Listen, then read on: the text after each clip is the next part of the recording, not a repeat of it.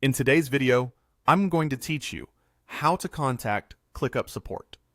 If you ever feel stuck in ClickUp, whether something isn't working quite right or you simply want guidance on a feature, reaching out to support directly from your workspace is the fastest way to get help. In this walkthrough, I'll guide you step by step, show you exactly where to click, and share some practical tips for writing a clear message that gets you accurate answers as quickly as possible. We'll start from inside your account.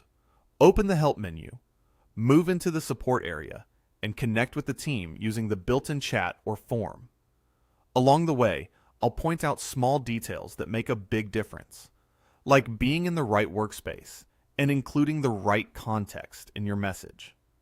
By the end, you'll know how to contact ClickUp support confidently and get back to your work smoothly. First, sign into your ClickUp account using your browser or the desktop app. If you use multiple workspaces, make sure you're in the one where you're experiencing the issue or where you need help. This matters because the information available to support is tied to your current workspace. If you message them from a different one, the agent might not see the same tasks, settings, or permissions that are connected to what you're asking about. Starting in the right place saves time and avoids back and forth later. Once you're in, it doesn't matter which section you're viewing.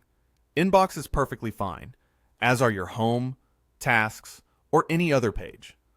What's important is that you're actively inside the workspace.